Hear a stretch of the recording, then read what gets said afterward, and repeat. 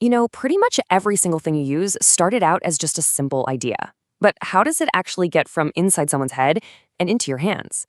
Well, that whole journey is called product development. Today, we're going to break down the two most important parts: the blueprint that guides the whole process and the crew that actually makes it happen. Come on, I think we all have, right? That little spark, that what if moment. It feels amazing. But then, what's the next step? And yeah, that's the tough part. It is a long, winding road from that brilliant thought to a finished product on a store shelf or an app on your phone. It's a journey, for sure, one filled with a ton of challenges, big decisions, and so much coordination. And that's exactly what we're digging into. The blueprint, that's the product development process, it's the map. And the crew? Well, that's the organization, the team you put together to make it all work. If you get those two things right, you've got a real fighting chance. I mean, take a look at this security panel. It looks pretty straightforward, doesn't it? But this thing started as just an idea. To become a real physical product, it had to go through this incredibly complex development process, all guided by a very carefully chosen team.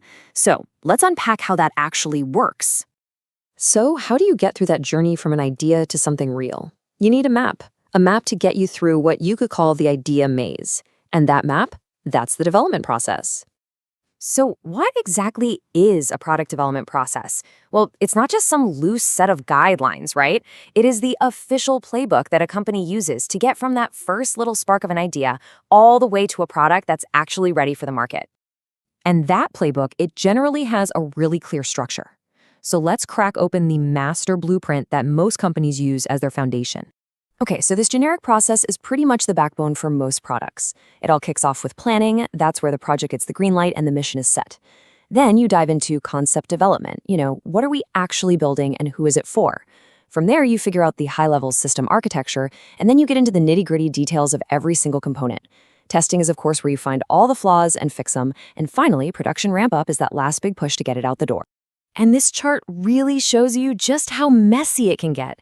Now, don't worry about reading every single box.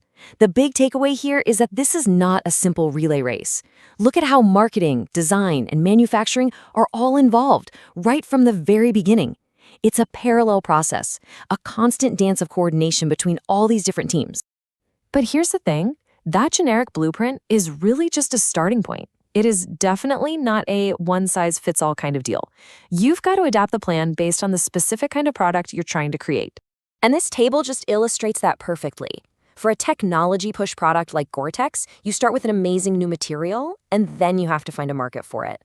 For quick-build stuff like furniture, you're just iterating and making prototypes super, super fast.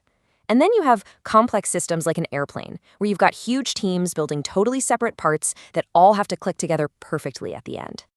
Okay, so having a flexible blueprint is absolutely essential. But a plan is totally useless without the right people to make it happen. And that brings us from the what to the who. How do you actually assemble your A-team? This quote, it really gets to the heart of it.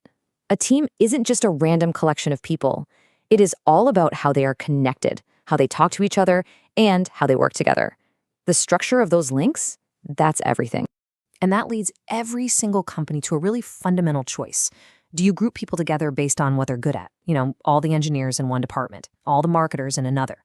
Or do you group them by the project they're working on, creating this dedicated mission-focused team?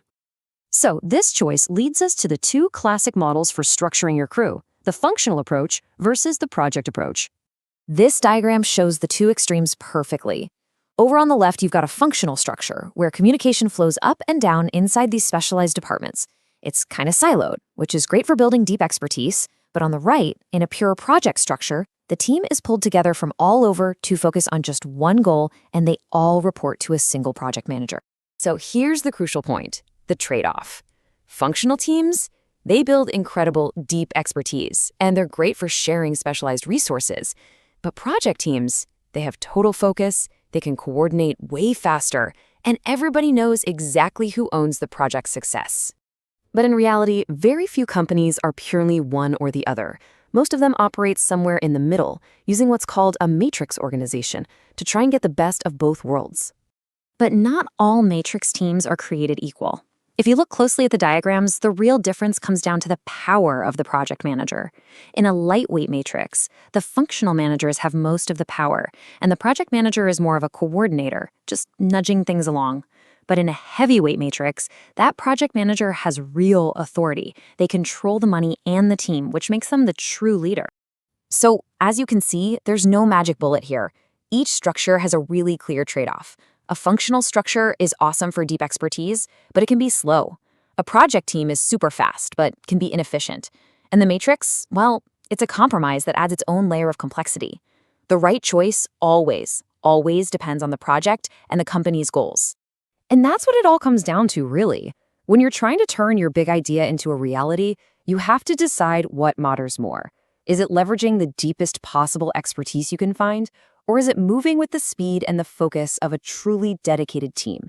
The answer to that question is going to define your blueprint, your crew, and maybe, just maybe, your success.